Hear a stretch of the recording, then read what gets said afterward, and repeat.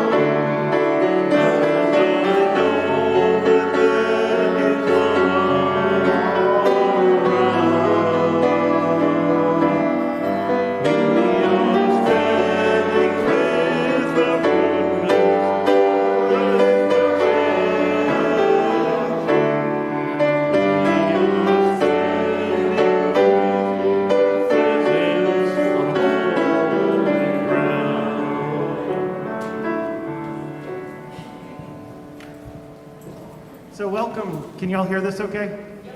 All right. Welcome to the Unitarian Church of Baton Rouge. My name is Nathan. I'm one of your ministers. And we have a newly installed minister. Reverend Chris Long. We are... All right. We're going to go without notes.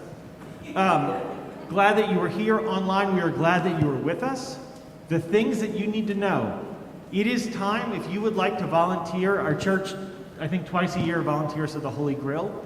Right now is the time to sign up for that. There's a table out there where you can do that. Also, there is a congregational meeting after this service, so please stick around. If you are watching this online and can come so that we can have a quorum. We're going to vote on new officers, new members of the Nominating and Healthy Congregations Committee, and I wrote a big old report on everything we've done over the last year. So if you haven't heard enough from me, and you can hear more. Also, next week is our flower ceremony.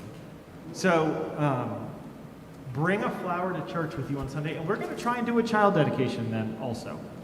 So if you are interested in having your child or children dedicated, come talk to one of us or to Kathy Smith, our Director of Family Ministry.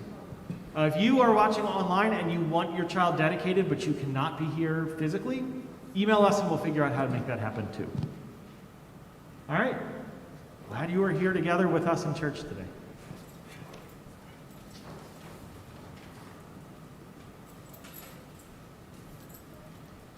Good morning. I invite us to join me in a, this feels hot to me. I now invite us, thank you, to join me in a spirit of quiet, meditative space, prayer. This morning's prayer. Spirit of life, universe, Gaia, God.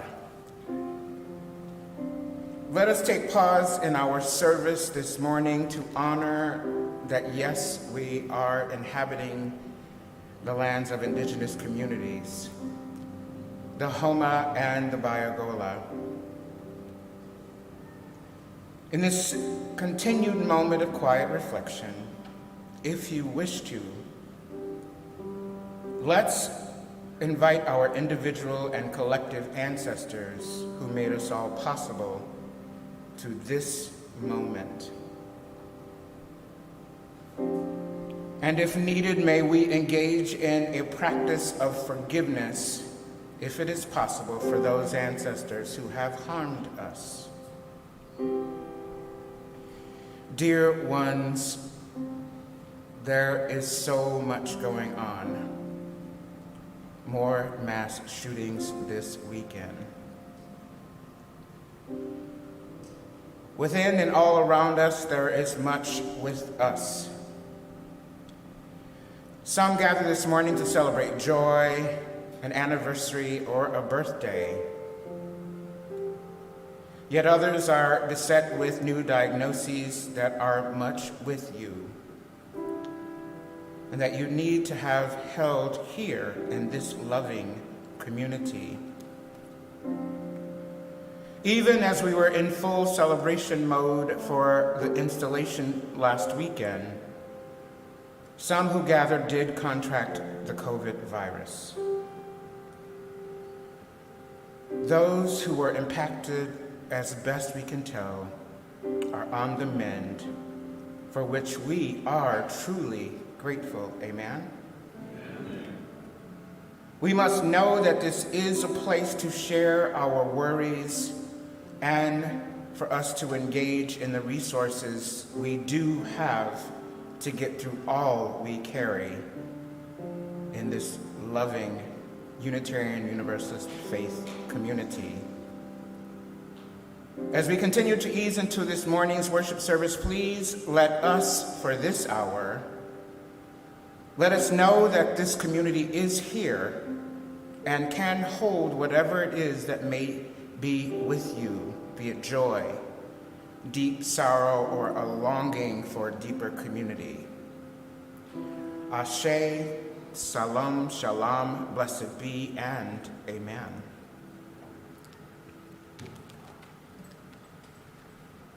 The sharing of stones ritual here at the Unitarian Church of Baton Rouge is a time in our service when we take pause to come forth to share stones to honor the joys and sorrows of our lives with this community. Visitors, as always, are welcome to take part in this ritual. This week and every week, those who gather are invited to sign cards for members of the congregation at our congregational caring team table that is located in the kitchen area. We sign these cards to celebrate an occasion in the life of a member of the church or mourn losses, and to show our support in times of our lives and the members of friends of the church. Today, we lift up a few members of the congregation who have had a passing of a loved one, who are engaging complicated health issues, and another honoring a celebration. For Anne Reeves, today we place a stone of condolence as we write a card for the recent passing of her son, Michael Reeves. We also have a card for Judith Sinclair as she is dealing with health matters that can benefit from our extra thoughts and prayers this week. Our last card to sign for this week is for Roman Garcia. Roman is graduating this weekend from the Southern New Hampshire University. Congrats, Roman. Those who would like to take part in this ritual, please come forth lining the east or west walls of the sanctuary. Our sharing of stones ritual begins.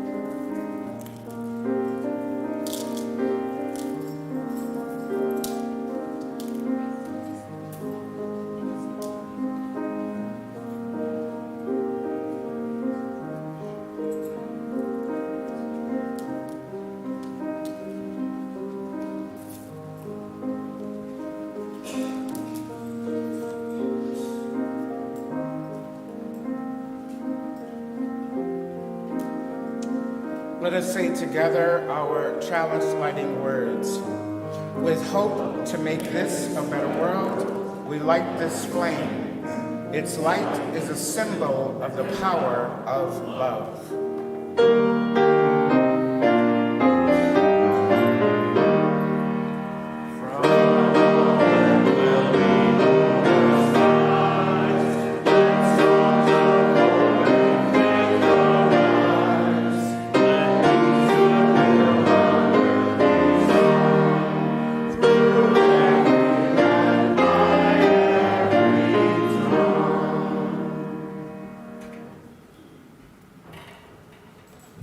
All right, so I found my notes, and the good news is I got everything right. So I know I often joke at the offering time a little bit, but I wanted to take a little more of a serious approach to it today. The offering is not a payment for anything. It's a spiritual practice of engaging in what you have been given and what you are willing to give away. Half of it does go to the church, and half of it does go to this month Planned Parenthood. This is the last one for a year we're going to give to them. So in case the installation weekend didn't bump our numbers, this is our last chance to bump it. So really think of this not as a payment for what you were receiving, not as a payment for any of this, but as an expression of a spiritual practice of engaging with your own finances and wherewithal. Online people, you can, all of the things, Venmo, PayPal, whatever, it's all on the website. So with that, I will ask you to give very generously as this morning's offering is given and received.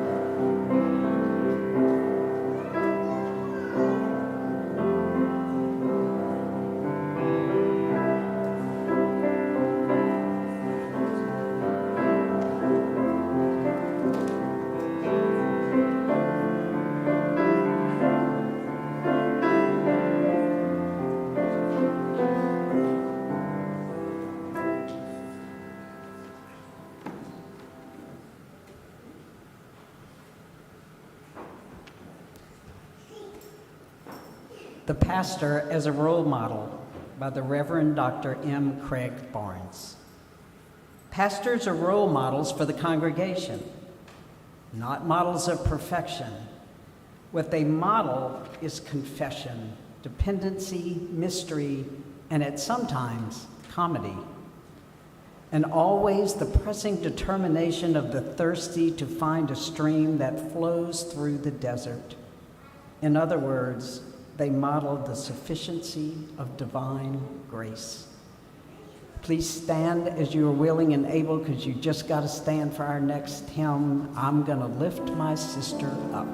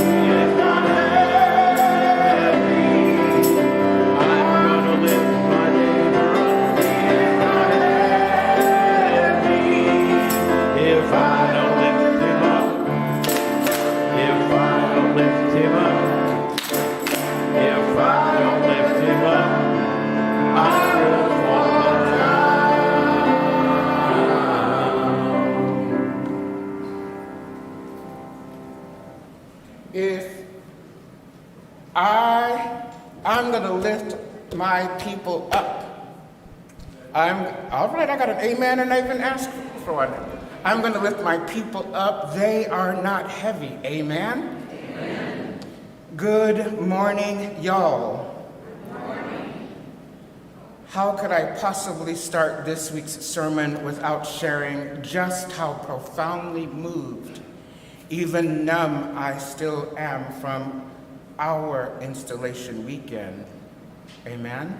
Amen. Tilling the soil, fortifying the promise of our Unitarian Universalist faith. We did a thing, y'all. Amen? Amen.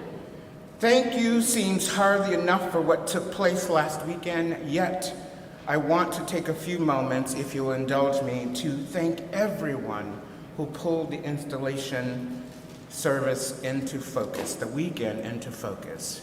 To our visitors, please bear with us as we bask in the joy, some of the joy that took place.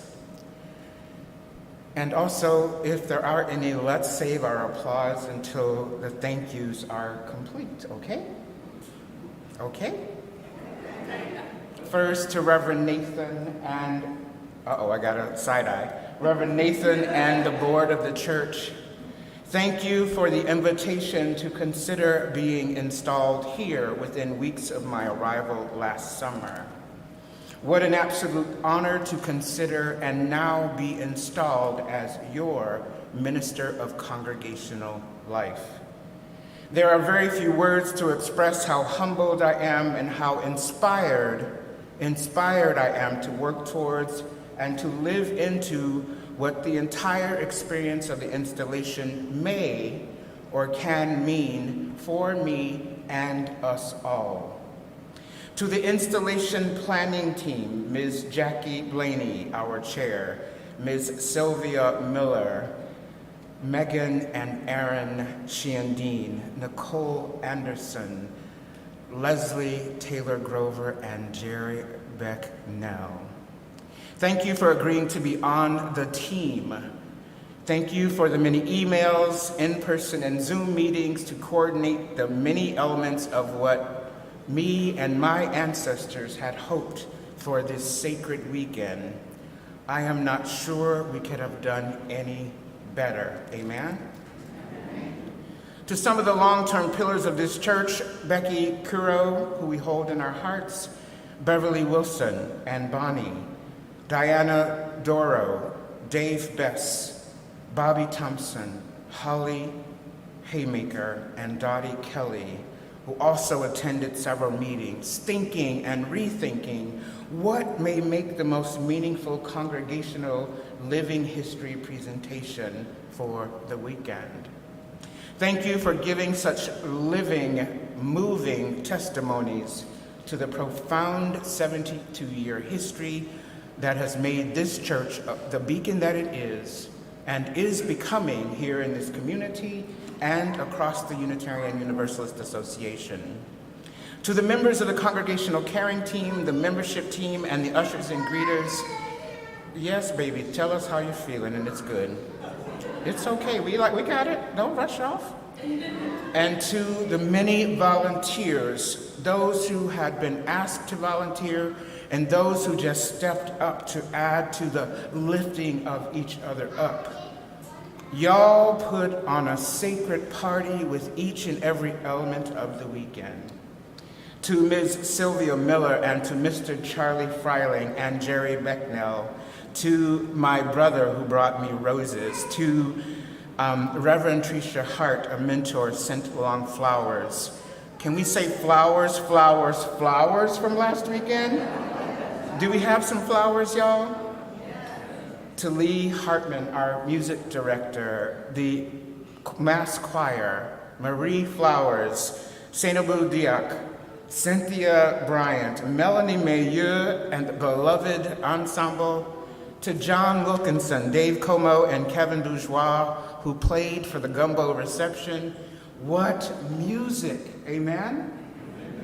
To our Treehouse volunteers, thank you all for the whole weekend, and to Mike Patton, I hear the YouTube stream was awesome for the installation because it's complicated to move the cameras and see all the things, but I cannot wait to watch the service. I am still tingling too much to take it in without falling to bits. Thank you, Mike Patton. And the food. Ooh. Those who made homemade seafood dressing, gumbo to feed so many, beignets, yes, vegan ones too, many tasty appetizers, finger sandwiches, and desserts. And again, my soul shall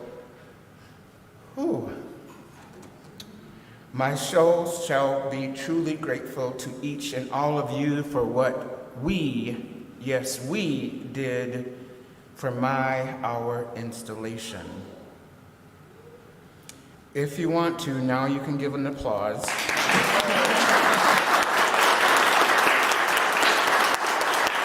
To each and all of you, thank you guests for indulging us in that experience. And to each and all of you, thank you so very much.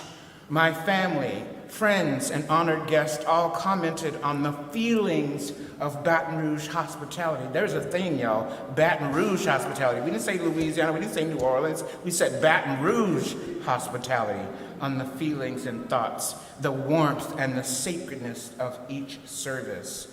They strongly affirm that this congregation is a special place indeed, as many of you already know. And yes, the food was commented on many, many times throughout the week. Even this morning, a beloved said, y'all gave some food. I didn't ask for it, they just told me.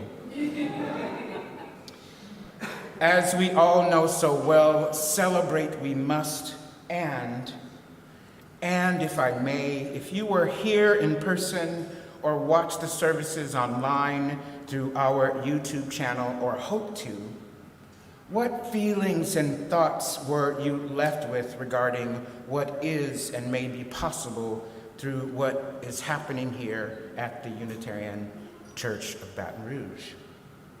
Furthermore, how might elements of the installation weekend and the service in particular, how might what was shared continue to support us as we continue to lift each other up in the sacred work that is ours to do? And as important, how might we share what we've learned out into the community with those in our community who continue to be attacked for the books they read, attacked for what choices they make with their healthcare decisions, and as we all continue to care for our hurting environment that needs our attention? What seeds were possibly planted from your experiences of the installation that may inform how you lean even more deeply and sustainably into the work of our Unitarian Universalist faith? Friends, as we must often be tilling the soil of our own lives and supporting and affirming each other here to live towards our best lives within the church, how might we continue to fortify the mission and vision of what is possible through an even stronger commitment to this church? Yes, we did do a thing this past weekend, and let us continue to live and work as sustainably as possible into the mystery yet to be engaged. What's next? Okay. I got in it, and there's something coming up. Mike.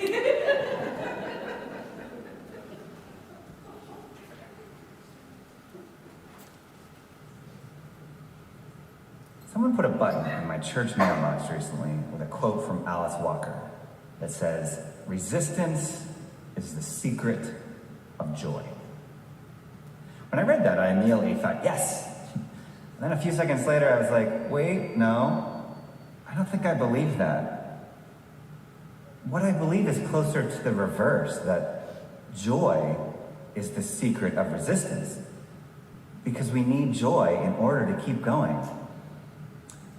And this is readily apparent in what I experience as a common difference between events planned by individuals or organizations for marginalized communities and those planned by people or groups with dominant identities.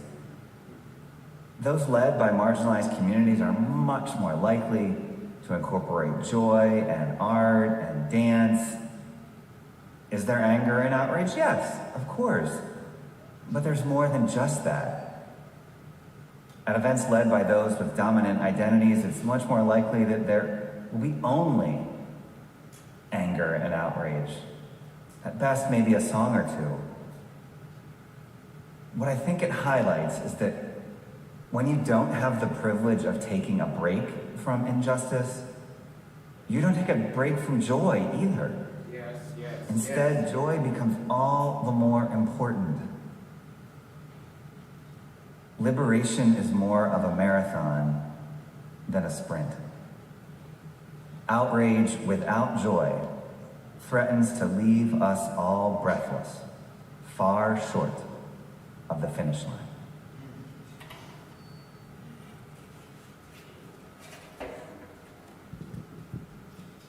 So I wanted you all, once again, you're good hearing me with this? All right. I wanted you all to hear that because usually when we share it, that's a UU minister up in Washington, D.C. But I wanted you to hear the part about the being left breathless because we need to pace ourselves, which is the theme of this little homilette that I'm doing. So over and over, I will come back to the theme of Mike, you got to pick which angle I'm going to go at. You all can't see it, but I can see. Now he's got me looking over here. So I'm either going to look at the people, or I'm going to look at the people. So which one is it, Mike? I'm good either way. Oh. You tell me. There. Let's do this. Good? All right.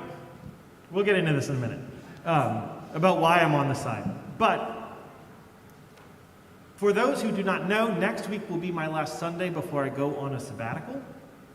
And this was the reason the theme today is Keep On Keeping On, is because there's going to be a discussion of what we're going to be doing while I'm gone. But this is also the week after we had the big old installation. And during that installation, I made some comment about how much progress we have made in the recovery from COVID since my installation the year before. And I really did mean it. I did. This church is healthier and happier and just in a better spot than it was a year ago. And I would not trade that for anything. And yet, as the universe or the gods, as if they heard me, they decided I need a little bit of humbling. I didn't say this, but I may as well have said COVID is over. And so 24 hours after the installation, I got a headache and a fever, and I had COVID for my second time.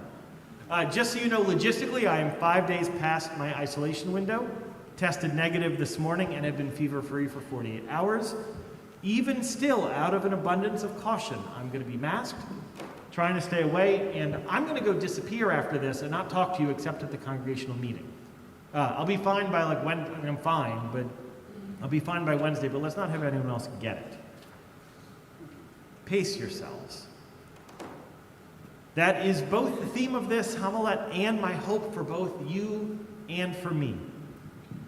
It is difficult to have a virus and not have this virus and not run through your mind all of the threats, all of the deaths, all of the injuries, and the systemic trauma that was a part of it. Yes. I heard of a handful of church members who caught it. My count is there's about 8. So I am presuming that there are an equal number who didn't tell or didn't know or whatever. So I'm guessing 16. All 8 are on the mend. All 8 are doing as okay as having a virus can be. So I just want you to know that. But please remember that the COVID of now is not the COVID of then. The medicine of now is not the medicine of then. The spread now is not the spread of then. And the consequences of now are not the consequences of then. Pace yourselves. And what a more fitting way for me to slide into my sabbatical than to have finished a marathon that I've been on with you for 10 or 11 years, having caught again the virus that scared everybody and shut the whole world down. To have this virus drag me through the last 2 weeks of my time with you after one of the most amazing installations I have ever experienced. So here's what I want you to know about my being on sabbatical. And this really isn't about my being on sabbatical at all. You deserve a minister who will model for you good boundaries, a healthy work-life balance, and trust you to run your church as it has been run for the last 70-something years. Ever since Steve announced his retirement in 2018, I have been on a furious pace with you. First, in 2018, I shifted from being your second minister, which was a very cushy job.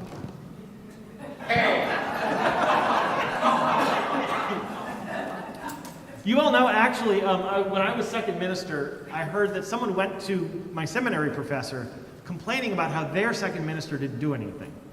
And he said, yes, that's their job. Which is, once again, not about the person who does way too much, but it's just nice to be the second minister. Anyway, as soon as 2018 hit, my job shifted.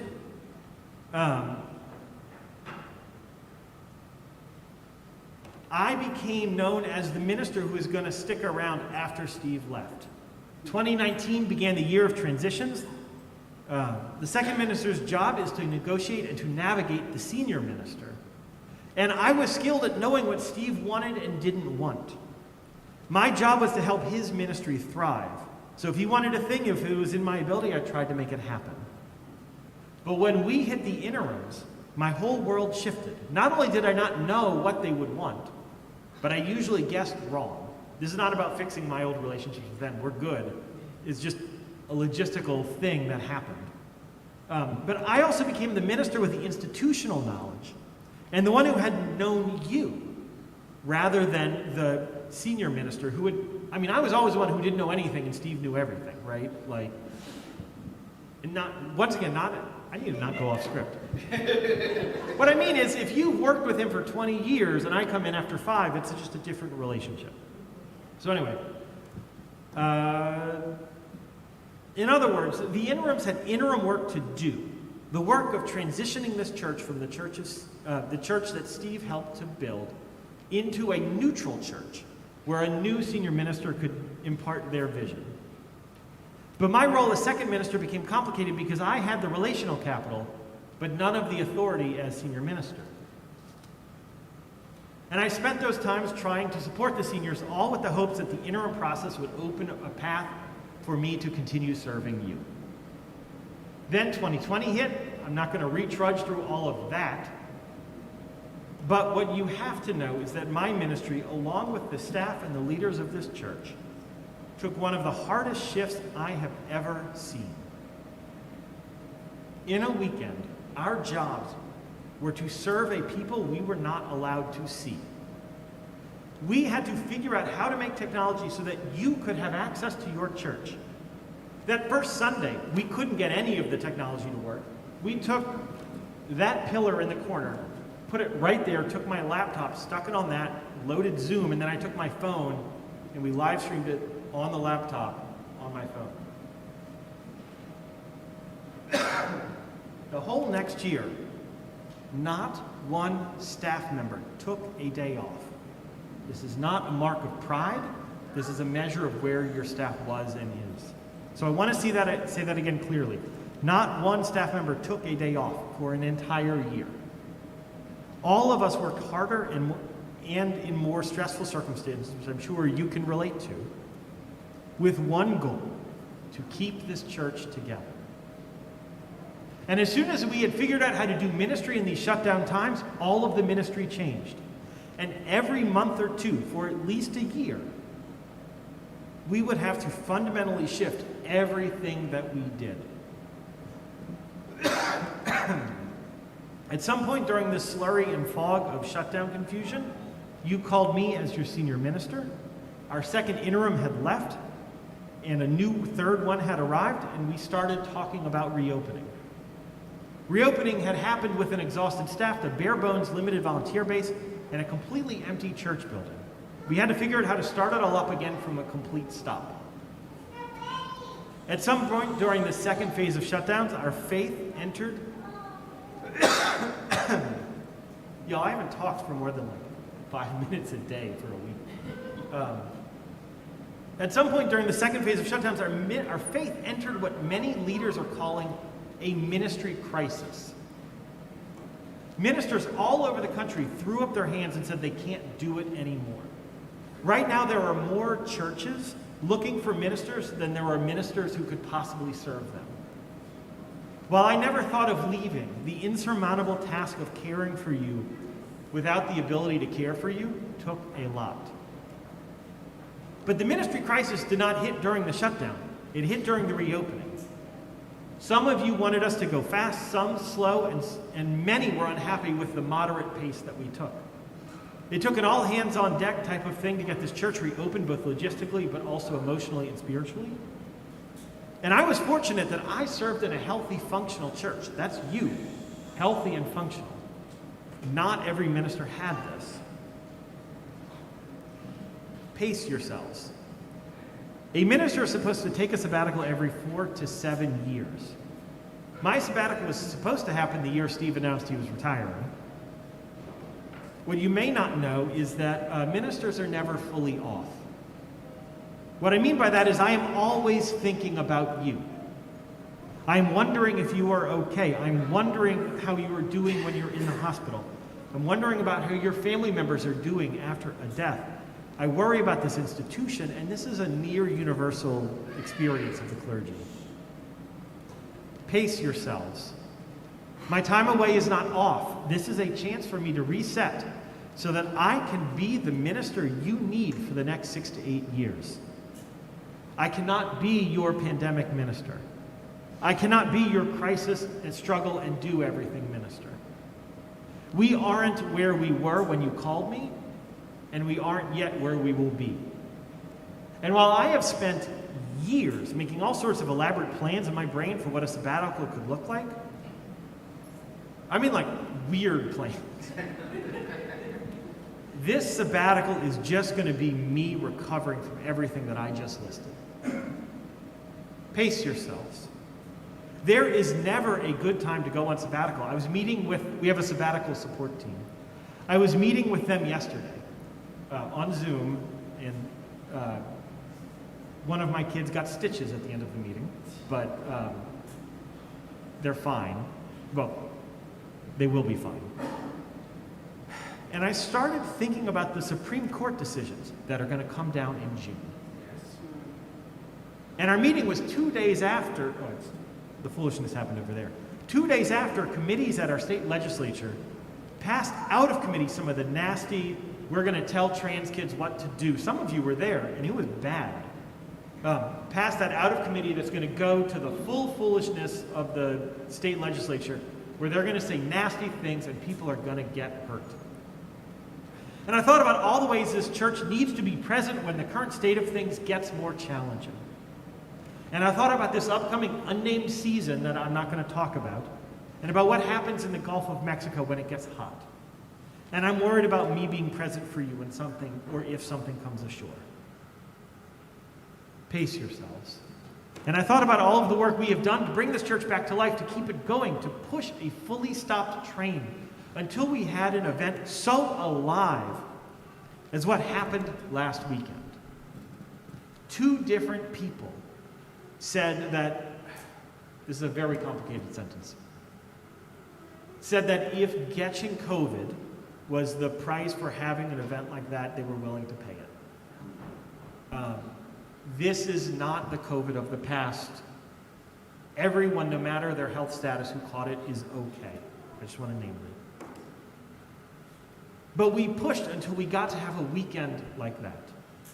Until we got to the point where we could be a church that is a beacon for Unitarian Universalists all over the country. Where we could be a church where the presidents of both of our seminaries could come here, see how you are with each other, and then both say some variation of, I never knew something this great existed. Why couldn't you be where I live? Pace yourselves. And then I leave as soon as all of this happens. Pace yourselves. One of the most important roles of the minister is to remind you that there usually is no crisis. Even with a tragic death, even with horrendous injustice, even with climate-induced trauma, usually the spiritual work is not the crisis work. Breathing, being centered, pacing yourself, loving each other. Those are even more important when the stakes are high. Put your oxygen mask on first. So for me, as someone who has been pushing this train for a long time, it's going to be a time for me to let go and to trust other people to push the train. And I am happy to let go. We laid the tracks years ago. It's just hard to rest knowing that you need your muscles for more pushing later. So while I'm telling you to pace yourself, do not stop. This city and this world needs your presence. They need you to welcome people. They need you to be at the legislature and the library board meetings and the hospice room and the hospital room and at your workplace and with your families. And while I will be taking a break, it's really so that I can break the cycle of being the one who made a lot of these things happen when we were shut down and in transition. And so I can remember that family is more important than work, that clergy are temporary, but congregations are permanent. And I'm leaving it, and I would not say this if it were not true, in the most capable hands that I could have ever imagined. And it's not just about him that I'm saying that. I mean all of you.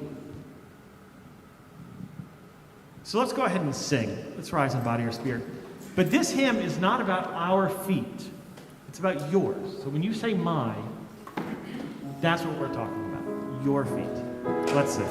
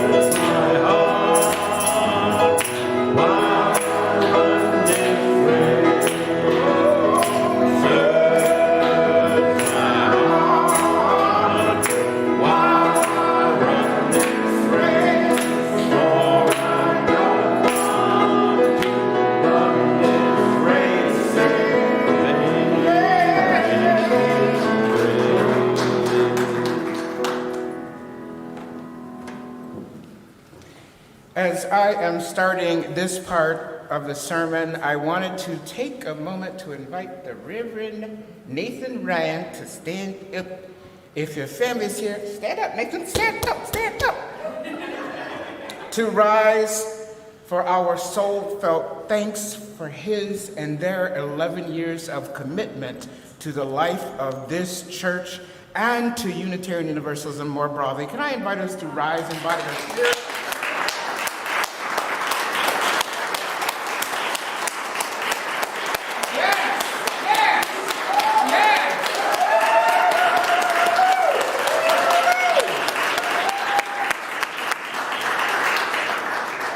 I know he has a bit over a week to go, but as I start my nearly 2-week vacation this evening on a plane, I needed to share my deepest gratitude for the time we have spent co-creating these early months of my ministry here with him and with you all.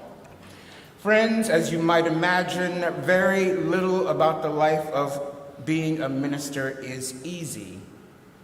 And when you share in building a ministry with a ministerial colleague such as Nathan, it's clear more is possible. An incredible soul that has the character, wisdom, humor. Does he have any humor, y'all? And vision, as Reverend Nathan does. Life as a minister becomes more sustainable and teeming with possibilities. Even more to the point for those who with the identities that I proudly embody and work hard to live more fully each and every day as an ordained minister in this faith and in the world. It has been extraordinary to work for and with you thus far. Reverend Nathan, yes, go on your well-earned sabbatical after 11 years. Please take the time, as suggested by our beloved mentor, the Reverend William Sinkford. Take the time you need to rest a lot, to be with your wife, to play with your children as you love to do.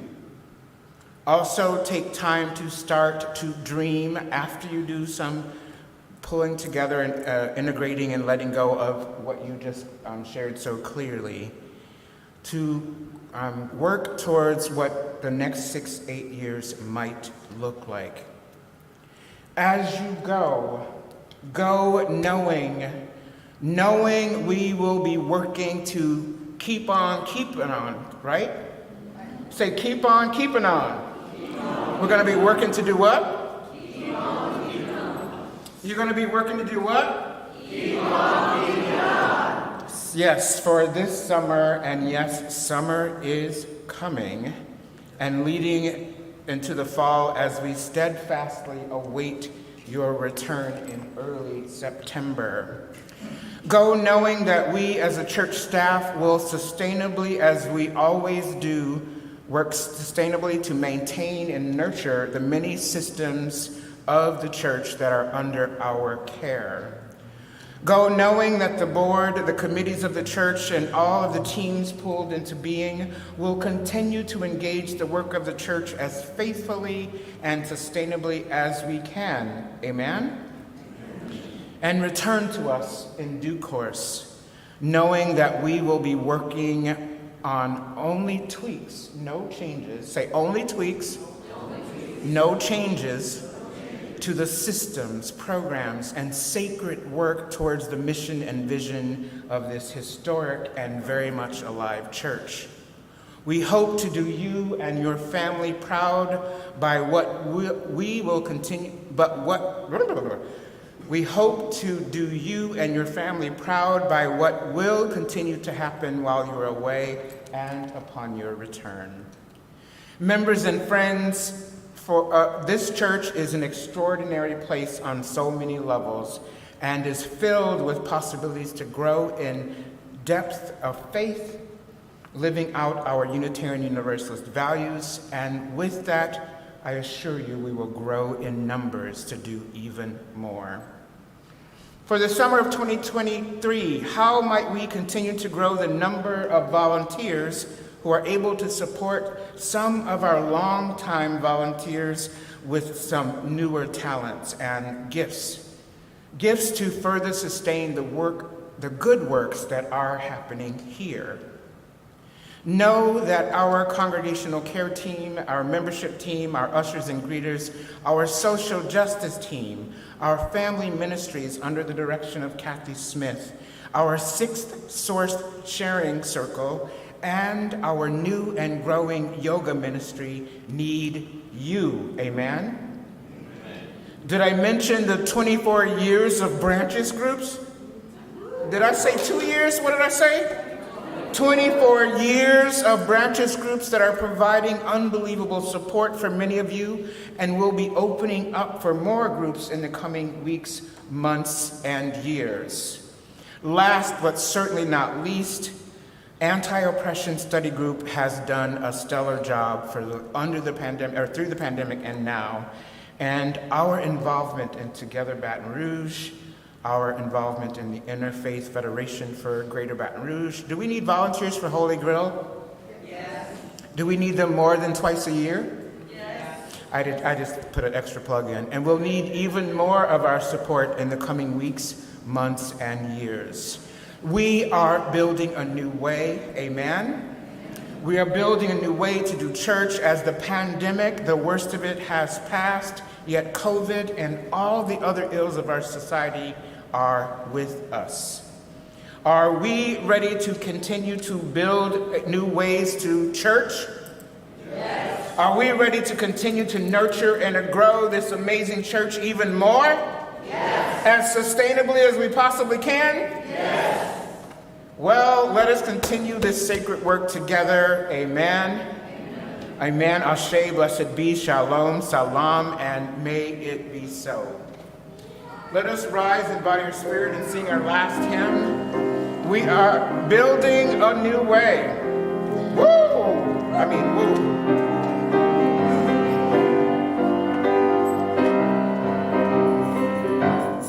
We are building a new way. We are